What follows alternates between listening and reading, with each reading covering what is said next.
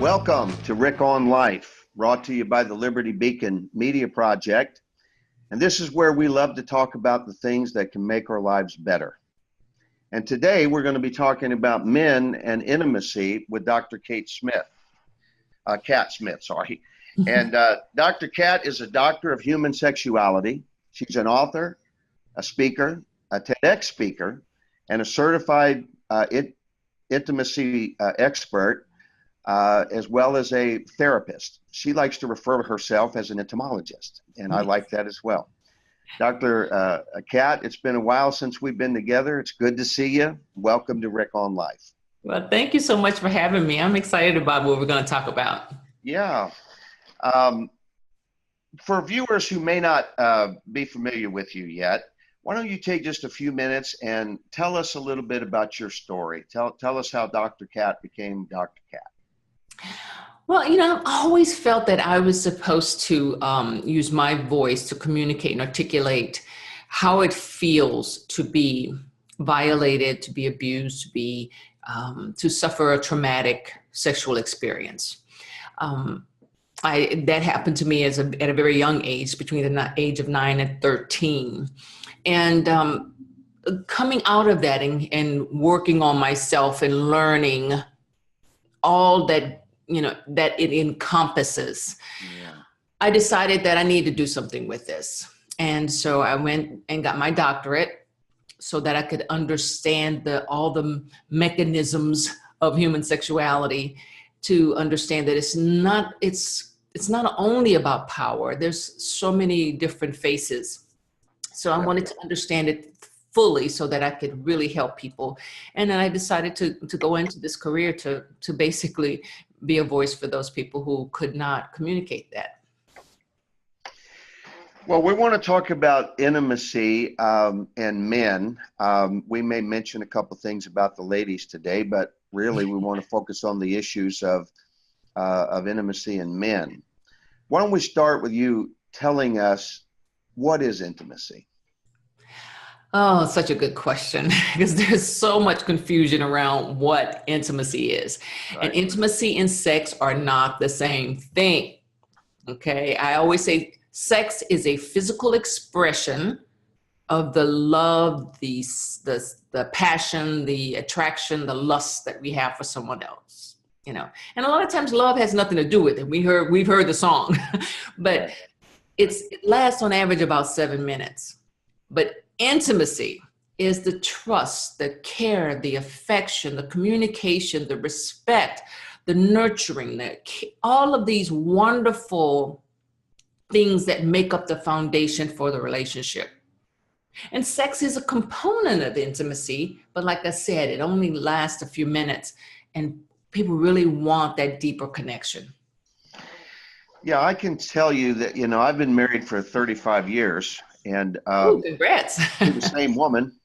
That's a wonderful thing. And we've had our challenges along the way, and we both brought things into our relationship, of course. And I like to view myself as being a man who was not prepared for marriage, didn't understand the dynamics of it. My emotions were not where they needed to be. And I didn't just suddenly become qualified the day that I got married, but I grew and I learned some things. And one of the most powerful things that I learned, I think, is how to make love to my wife when we're not having sex. Exactly. And that is what really took us to a whole nother level. So men and women approach intimacy differently. Yes. Tell us about that. Okay, so when most men think intimacy, they think sex, because men are more physical by nature. Women think of intimacy as a deeper connection, that close bond that they form with someone. because they're more emotional by nature. And so that's where the confusion comes in, because men from the age of as young as 4 years of age have stifled their emotions. They've been told, boys don't cry, and suck it up and go out and sow your wild oats and all of these different things. And they've been pushed more into more physical expression, as opposed to taking the time to be able to sort out their emotions and cry and be embraced because they're crying, instead of being harassed that they're crying. Yeah, in my generation, when I was raised up as a small child, that was certainly a paradigm. Mm-hmm. Where you were forced almost into this hyper masculinity without knowing that's what it was, and you evolved into that. Do you think that is still an accurate understanding of where we are raising our kids today?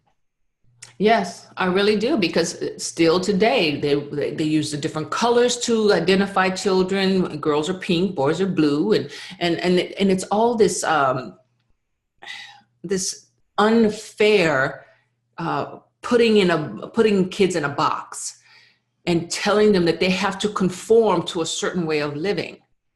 And parents, they withhold the truth of sexuality from their children.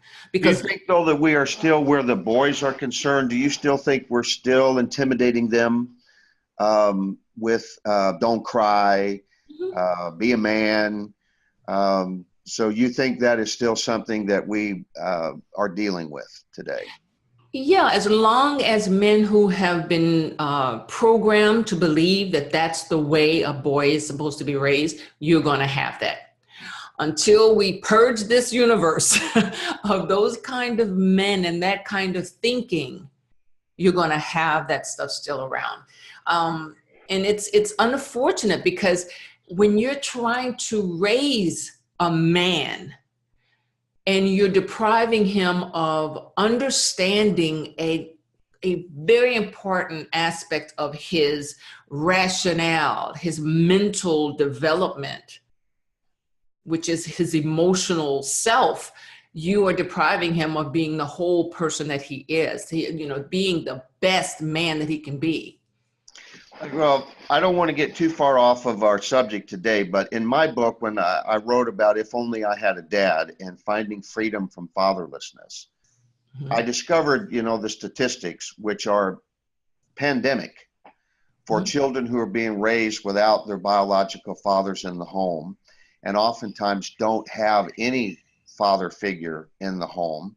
And then you have the troubling statistics of men who are in the home raising children who are arrested in development themselves, have trauma that they didn't have the tools to ever get over, and don't know really how to deal with all of this. What role do you think not having a masculine role, especially where boys are concerned? We can talk about girls too, but where boys are concerned, who are going to grow up to be men, what role do you think that absence of a father plays in a man's ability to develop intimacy? It is really detrimental. A boy needs, there's balance in all things. There's light, dark, there's, hot, cold. There's balance in all things. And when you don't have that balance in the household, that he can see interaction, he can learn from by example and by word, and be encouraged and shown examples of what a man is, then he is not going to, it's like the example that I heard just the other day.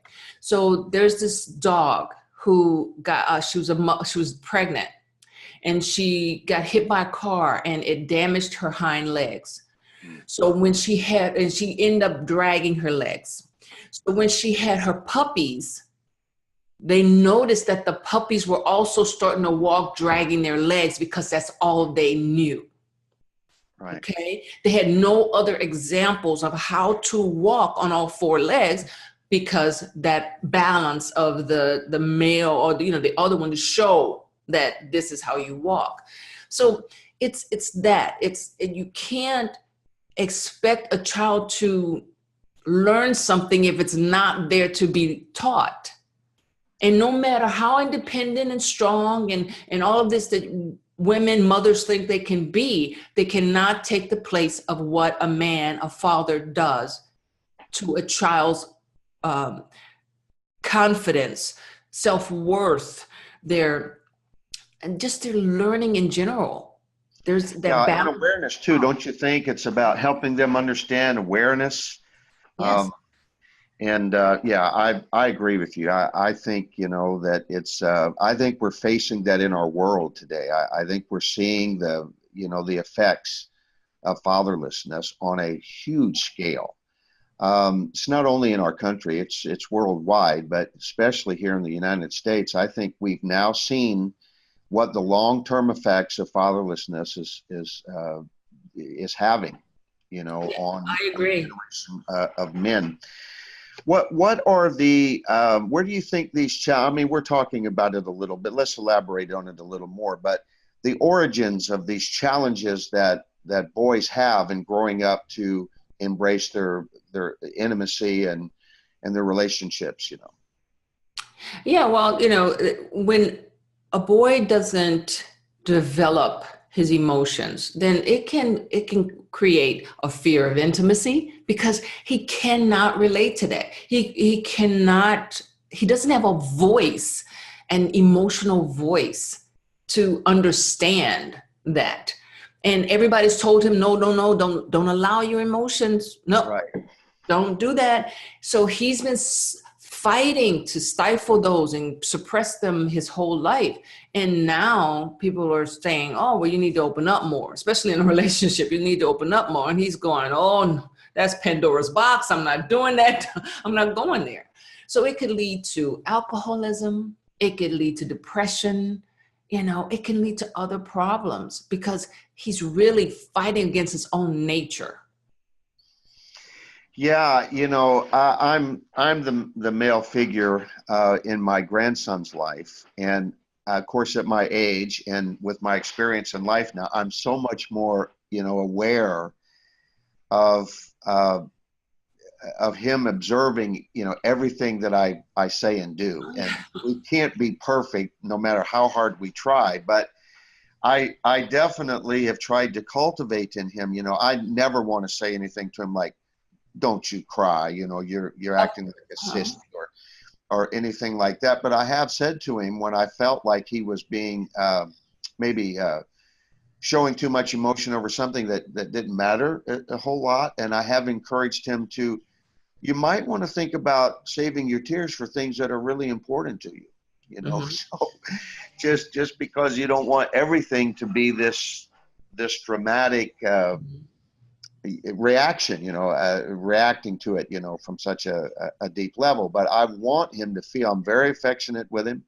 We have lots of conversations, and yet I'm very aware that he is going to learn more from what he sees than from anything that I will ever tell him. And so it's like anytime I stub my toe, I'm really, mindful. He just saw that, and what's it going to do in his little head, and because he is definitely an aware little boy that's very aware. And also think about this: if he's around any little girls and I know we're talking about little boys, but something that also influences them is they see how everybody, like, as soon as a girl starts to cry, I was like, oh, honey, don't cry. And they pick her up and they love on her and everything else. But when he cries, everybody wants to tell him, no, boys don't cry and be a big boy and suck it up. Oh, that didn't hurt. Come on, all this kind of stuff. Yeah, of course, when you send them out into the world, even, at school, they see all these different experiences and you just hope that he can balance it out, and from the positive reinforcements we give him at home. Yeah, and explain to him. Explain to him it's different. Yeah. Yeah, and I don't, when he's hurt, I respond to that as though it's important to him. I have taken the opportunity, like I mentioned on a few occasions, to encourage him that maybe that's not as important as you are making it out to be. But I want him to unfold. I want him to organically, develop. Well, let's don't beat around the bush. Let's reveal to the world right now. What do women want from men? We want affection on a daily basis.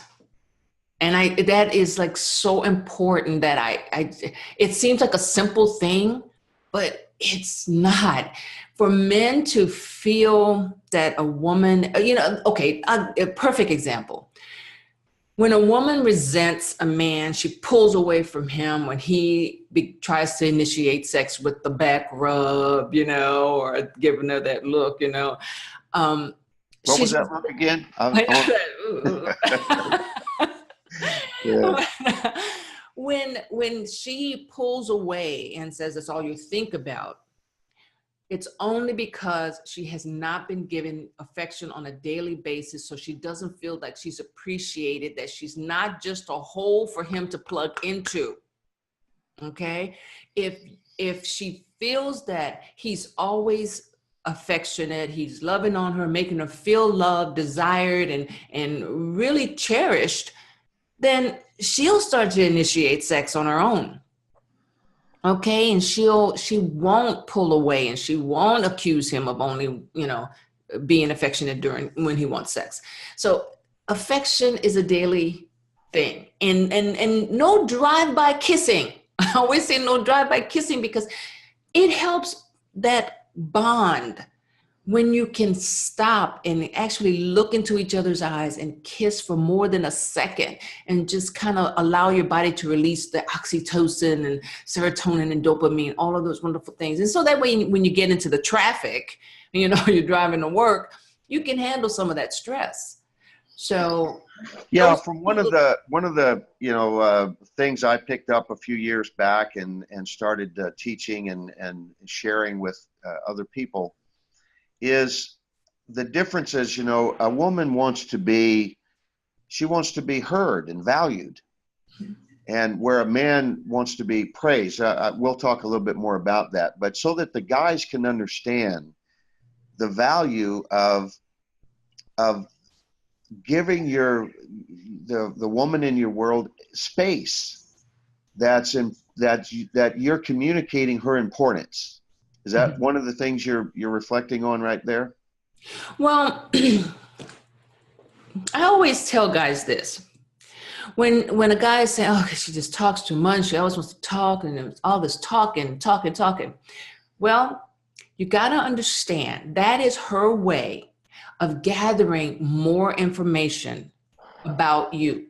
She's wanting to know how your day went. She's picking up clues about how your day went, how you're feeling emotionally, where you are at your mindset, so that she can care and love you better. She's not just gabbing away just to gab away. She's trying to connect with you. So if you look at the conversation more in that light, then you would give her the details that she's looking for. And I mean, not go and say, "Oh, okay, she's trying to find this out. Okay, yeah, here, don't go, have the conversation with her and let her, kind of gather the information."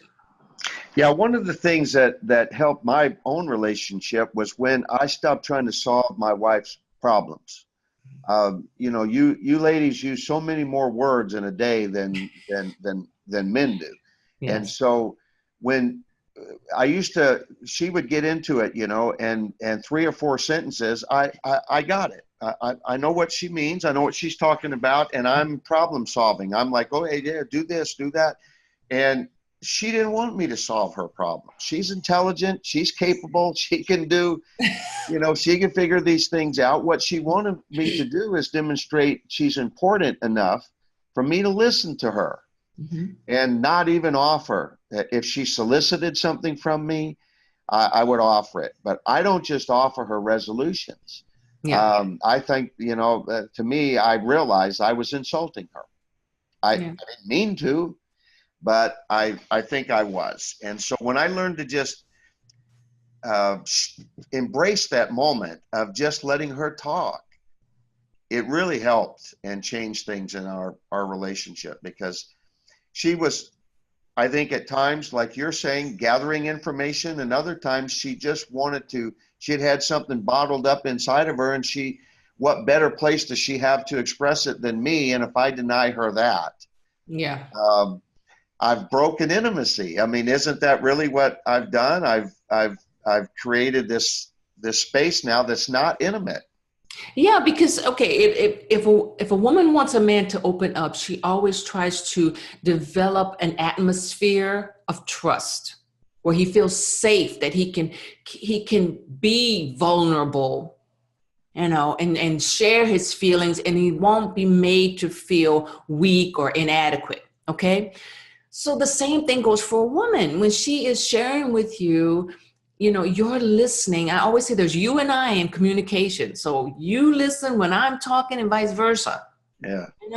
And when you can listen and be there for them, share that space for them to just really share what's on their heart or their mind, then yeah, you're creating that atmosphere of safety, of trust, that they can come to you and share with you. Because when she got married, when you're in a relationship, you don't spend as much time with your girlfriends where you could tell them everything. So now you're trying to build that close bond with the person that you're in a relationship with, and you want to have that safe place to be able to share what's on your mind and on your heart. Yeah, communication, I think it's helping us understand communication. Intimacy is about communication, and we're not mind readers. And we really do need to learn how to speak to each other and create that space where it's not always charged, with high emotion. I'm upset because you didn't know what I wanted, or you didn't know what I meant.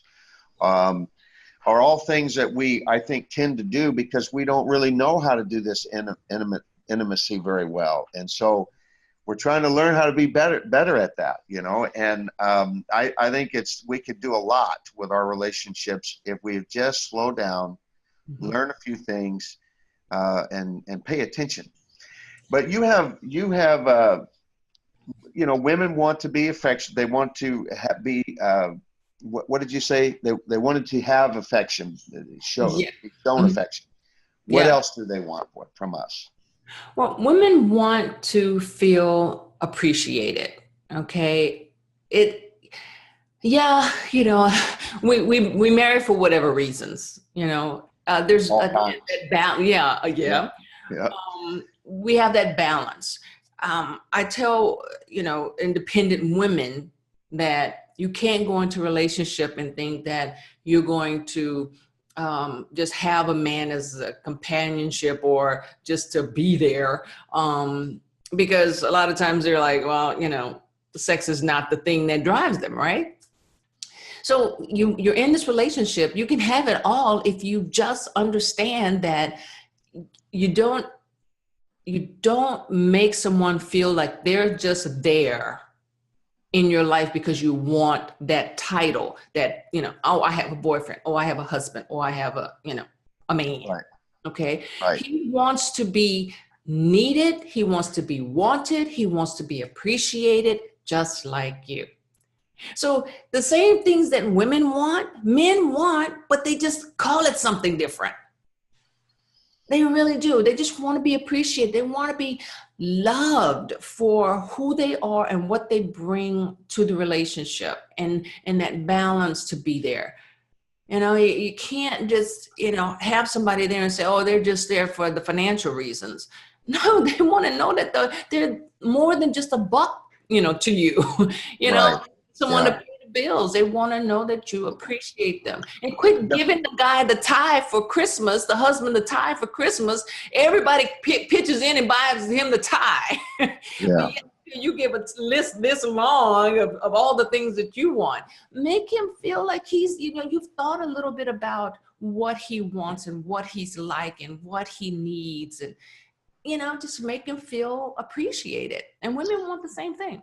Men, it's maybe harder for men to admit, but men want they want to be pampered as well as, you know, women do. Yes. And, you know, when my wife does little unexpected things for me, I get excited about that. Yeah. And, you know, I've also learned, you know, being helpful around the house does wonders, you know, Yes. in our relationship. I mean, I clean, I do laundry, I cook, I do dishes, you know, I do all of that, and I don't wait for special occasions. It's a regular part of my life now. Oh my And gosh. I can tell you, my wife appreciates that, and I see it in her eyes. You know, I feel Yeah. it in her, you know, in her aura. You know, that Yeah. when she can. I work from home. She works out of the home, and you know, when she comes in and I've got dinner ready. Yeah. See, that is what it's that keeps that balance in the relationship. Women sometimes feel like, because traditionally, even though we try to pull away from tradition, that there's still that mindset that she has to be this superwoman. She has to be able to take care of the kids and cook the food and keep the house clean and do the laundry and just do all this stuff. And then she gets mad when the guy just doesn't automatically pitches in. Like you said, he's not a mind reader. We can't read each other's mind. So in order for her to even be able to get in the mindset or be, you know, relaxed enough to even think about intimacy or sex, she has to be able to have time to kind of, you know, just download and allow her body to be able to just go, now I can relax and I can start thinking about other things than what I have to do, you know, my list of responsibilities. So Yeah. yeah, you know, but you know, I want to go back to something you said earlier. You know, I have this program that I just launched, and I explain that there are 4 basic needs for a man. He wants to be pleased, which is basically sex. He wants to be pampered, like you said. He wants to be praised, and he wants a happy home. Okay. Peace. Now, yes, he wants Peace. that peace. He wants to be able to come home and not be badgered and nagged and made to feel like the only reason why he's there is just to pay the bills. And everything that he does is wrong. You know, he wants to be happy. Tell me what you want and I will do it, kind of thing, you know. Women need to learn how to communicate that. And in this program, I go into that. But what we have to understand is we have created such a challenge for men, because their first interaction with intimacy was mom, who nurtured and cared and treated him, like gave him everything he needed, just made sure he was just, you know, the happiest little thing ever was mom, right? It's just, she didn't give the sex, you know, she gave everything else. So basically he wants mom with benefits. I know that sounds really freaky, but that's what a man wants. He wants all of that love and attention and praise and all of that wonderful stuff that mom gave, but he wants along with the sex. And when you give all those things to a man, he will give you everything you want. He's like, man, I got it made. I got this wonderful woman who gives me everything I need, and we're happy. So, you know, that's what we want. And for him, he just wants you to be able to tell him what you want, and he will give it. He can't read your mind. Yeah. What do you think? I mean, I have a thought about this, but I want to get your thought. What do you think a man fears the most? Women. Women in general. But I think he fears being made to feel inadequate. Yeah, that's exactly that's my understanding. It's what I've learned. It's what I would say.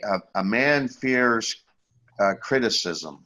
Mm-hmm. He fears being made to look Weak. inadequate or incompetent. You know, I think we can see it when a man will drive, you know, around and around and around before he will stop and ask for directions. Yeah.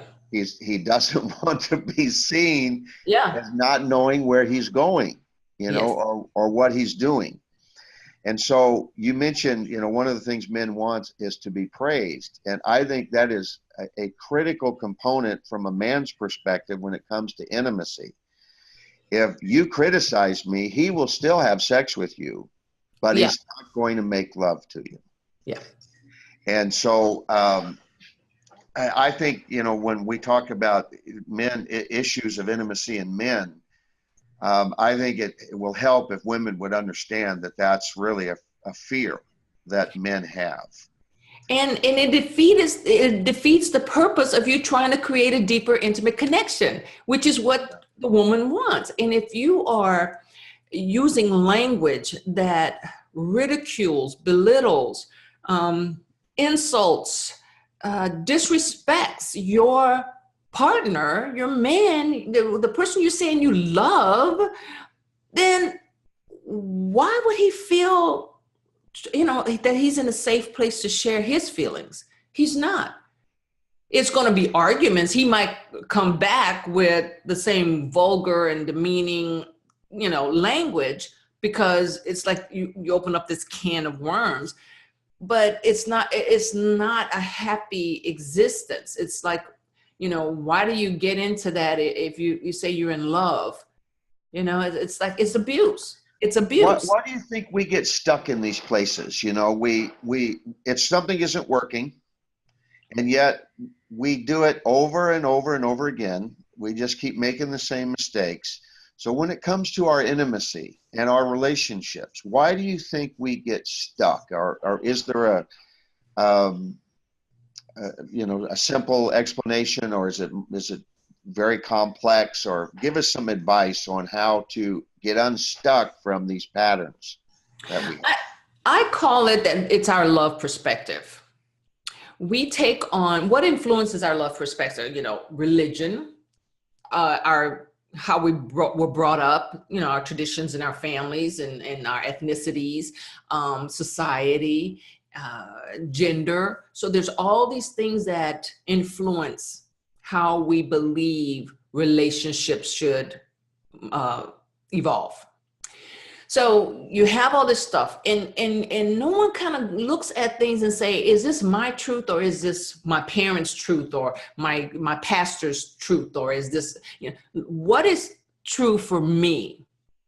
Okay, you got to look at what your beliefs are and kind of acknowledge what is real and what is not. What is something I'm just like fearful of, and so I have manifested it into a belief that it's going to happen, or all men are like this, or all women are like this, or if I get in a relationship, someone's going to break my heart, and all this stuff.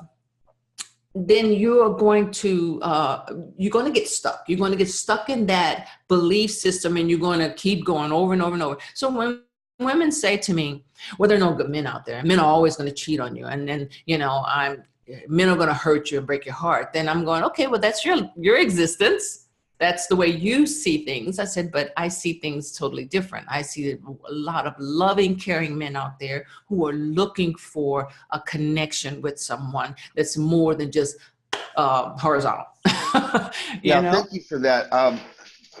I want to go back to this point, though, of in our relationships, when, for instance, a woman could learn the value of praising her man, and instead of learning that, she's on this criticism,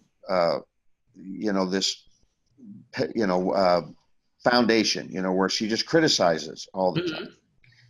It's not working. It creates this stress, in the relationship. So what do you think is that point I want to talk about? What keeps us stuck?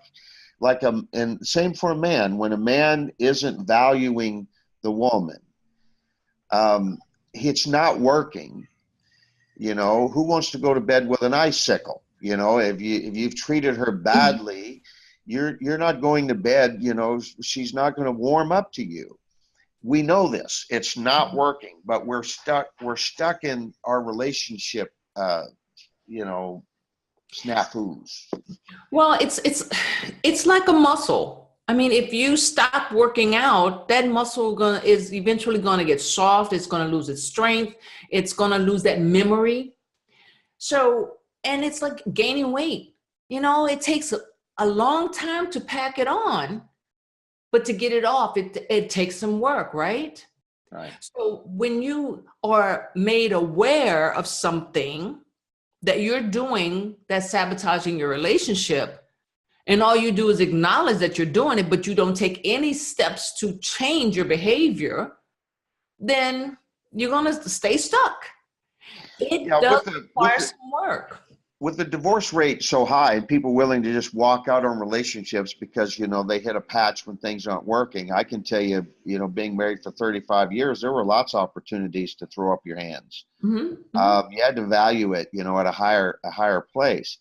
So I think it's incredibly important when things aren't working to not just let it go on. Yeah. But to say to yourself, what's not working here?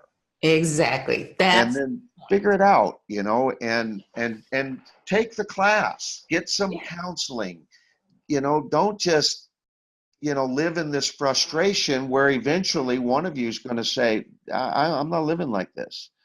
Exactly. And if it has happened in more than one relationship, you have to stop and say the least common denominator is me. So what am I doing to sabotage my relationships? Am I not opening up to really be there and be present in my relationship? Or am I just, you know, just being very mechanical in the relationship? I come home, hey, look, I pay the bills, leave me alone. I want the remote, I'm going to eat. And when I want to have sex, we're going to try to have sex, no, you have to be engaged. You have to be present. You have to be aware of the things that you were doing that hurt your relationship, and that you can say, oh, I did that in my past relationship and she's told me that she doesn't like that, and I kept doing it, and then we broke up.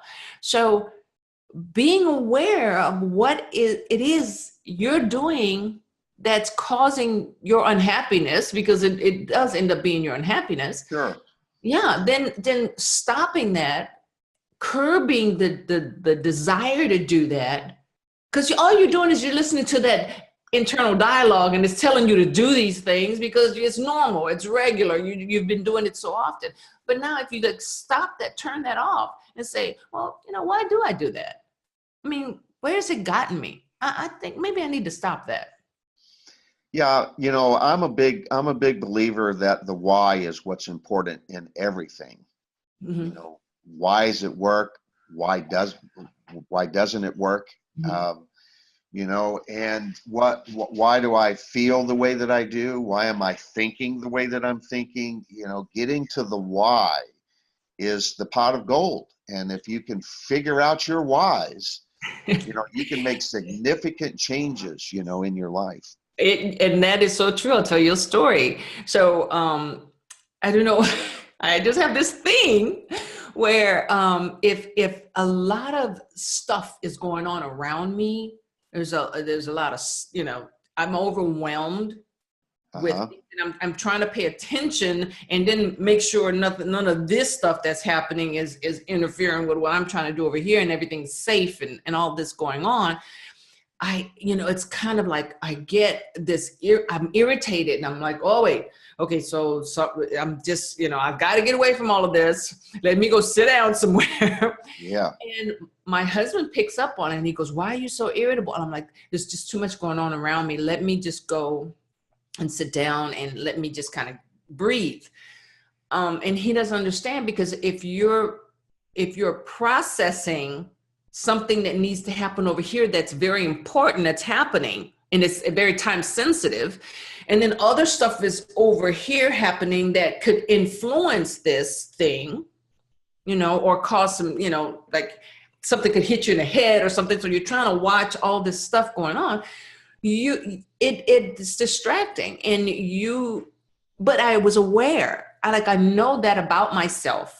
And I can tell my husband, I have this thing about me that when stuff is going on around me, I know I have to kind of go sit down so I can, breathe, and I can process all of this.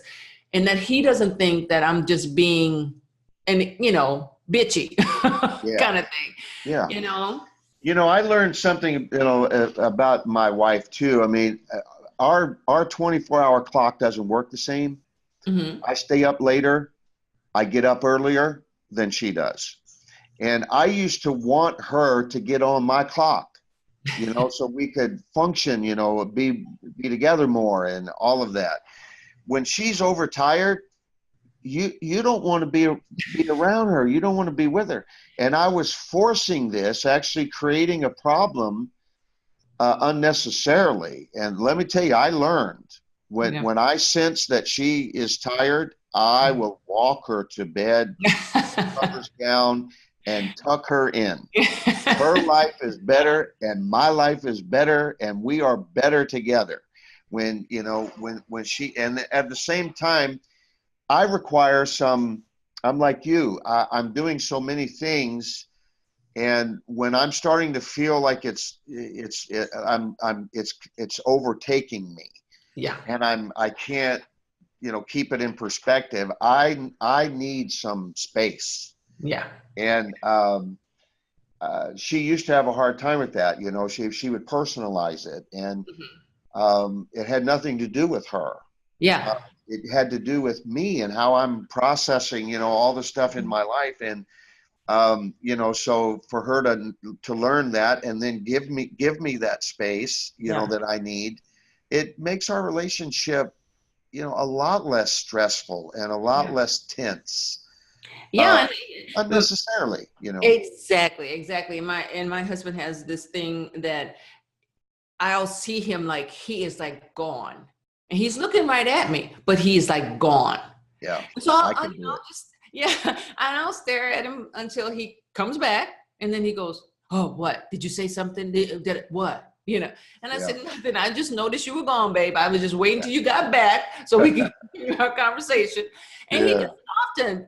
No, but if I do that, he goes, "What? Or why are you mad?" And I'm like, "Don't do that. I'm not mad. I was processing. I'm thinking about the book that I'm writing, or I'm thinking about the client that I have that I'm working with. I'm thinking about something else." I said, "I just went away for a little bit, just like I do with you. You just have to give me a minute to get back, and then, right. we'll go on." So I try to make him aware so that we can both be on that same schedule, that we both know. It's about being interested in each other enough Hmm. to learn the keys. Yes. It's about what's how do you function here? We're not the same. We're equally valuable, but we don't function the same. And giving each other that space, I think, is a part of the whole intimacy uh, understanding. And I agree. I agree. And another thing, when you were mentioning about, we're not the same. I mean, we have so many things in our past and our backgrounds and everything. But you got to understand that when you are coming into a relationship, and I always use this weaving thing as an example, you're trying to weave all your stuff. That's all your beliefs, your religious beliefs and traditions, all your life experiences, and all this stuff with someone else's stuff. And it's yeah, not going to fit. Sometimes it's not going to fit right not in there. perfect. Yeah. So you have to compromise. You have to be understanding. You have to learn how that person communicates and what they need and how they feel about so many things. And they have to do the same for you. And then you got to compromise. You know, Tom wants to play poker with his high school friends, on Thursday nights. I'm like, okay, cool. I'll use that time for my time. Yeah, when we show that to each other and we're sharing that it's important, I think that's a key component to intimacy is we're actually showing the other person you matter. You Yeah. matter enough for me to learn your quirks. And there's perfect in chaos. If you don't find the perfect in chaos, you can forget it because you're living in chaos. And so Exactly. you have to figure out how to make it work. Before we get out of time here, I wanted to ask you, Dr. Cat, what role you think technology is playing. There's so many superficial. Um, there's this heightened sense that we're popular and loved, and everybody, from this social media Mhm. standpoint, these are artificial relationships. What role do you think they're playing when it comes to true intimacy? It is so damaging, the development of interpersonal skills. There's hardly any face-to-face time that is being developed, especially with the younger kids. They will spend more time texting than they will do, even if they're together, they are on their phones, they're on their devices, they are not interacting. And it is hurting a lot of people because they think they are so like you said, popular, and how women are feeling that they need to do all these sexy pictures all the time, and they're saying that they want a deeper connection, but yet and still they're basically, they're using themselves as, these little objects. They're just using themselves, and it's so the people that are seeing that and are attracted to that are liking your images because they're thinking, oh, she's hot, I want to hit that, instead of want to develop a relationship. What's the psychological effect, from your perspective on, we're not really developing intimacy in these these social media platforms. We're not really developing friendships and deep connections and intimacy, but we're somehow inflated to think that we are. It's all about the likes, how many people are following you, how, we're all into this. Like when you reach these magic numbers, somehow you're really, you have this intimate relationship that doesn't exist. Yeah, it's damaging, because then it ties in your self-worth and your self-confidence and all that. That's why the suicide rate has just climbed, because if people don't get the likes, or Human someone connection bullies them, or they don't realize that that's not a true friendship. That is just a bunch of people that are interacting on a platform. They can't disseminate reality from this artificial stuff, and it really causes them to live in a world that it's made up. It's not real, right? It's not real. It's not artificial. Real. And then they fall apart because they have not developed anything that supports reality and to be able to deal in life out there in the real world. They are so tied to this. It's like playing a video game and thinking that you're actually that character in the video game. Yeah, let me hit this one other major point before I let you go. When it comes to men are talking more openly about being sexually abused, especially when they were kids. Mm-hmm. We're talking more about it now. It's more open and more acceptable to talk about that. But I still think that many men are not really dealing with the trauma of all of that, which certainly is going to carry over into their relationships and being able to develop, real intimacy and all of that. What advice do you have for men who have had these issues, maybe have never talked about it? How do they talk about it? How do they? I think many of them want to say it doesn't affect them, but we know it does. Yes, it does affect them, and because they have been trying to suppress their emotions for so long, and the damaging effects of trauma, it can come out in maybe domestic violence. So they can kind of react. It could be a trigger, anything could be a trigger, a tone of voice, the shape of someone's face, if it resembles their abuser, it could be all of this stuff. So neglecting your own mental and emotional health is so just, I can't encourage people enough that you need to get some help. Think of it this way.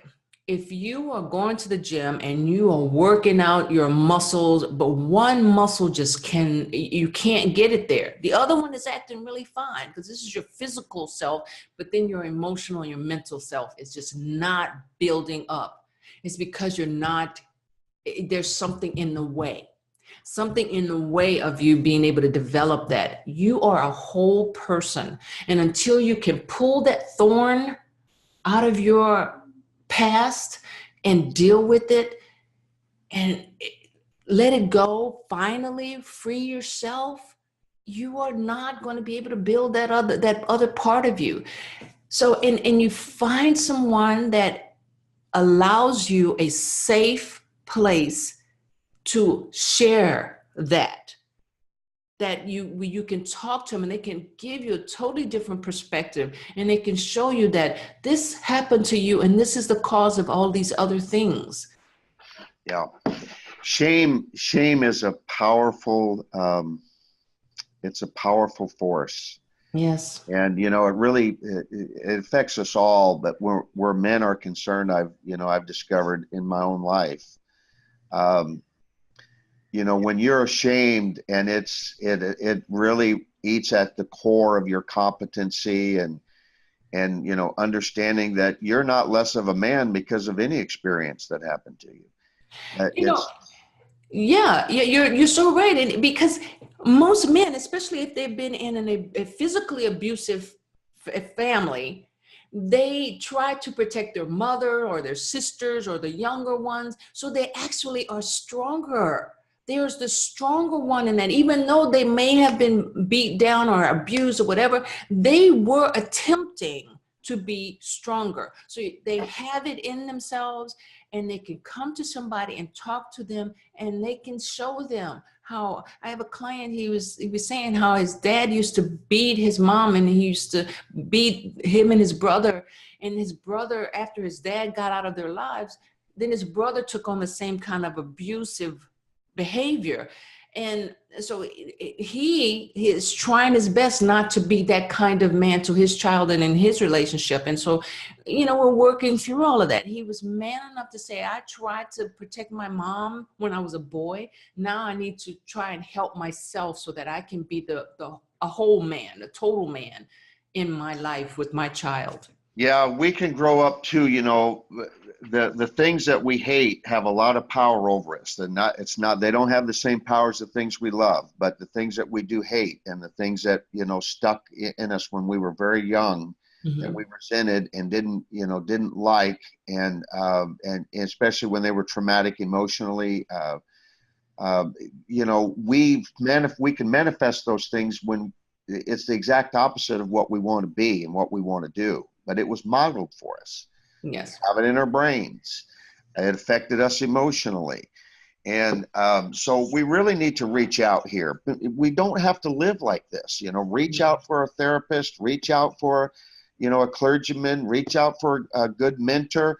I mean, find somebody. Don't stay, you know, trapped in a life that you secretly don't want, that you want out of, you know, and find help.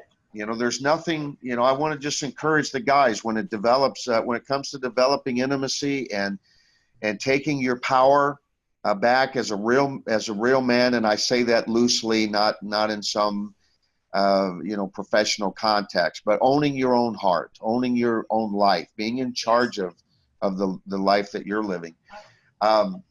Reach out for it. You know, life's going to be short and these precious years are going to slip by. And you don't want to have the regrets of just not solving some internal, you know, stuff. And it's happened to so many of us. Yes. You know, don't feel like it's just you. You know, you're not alone.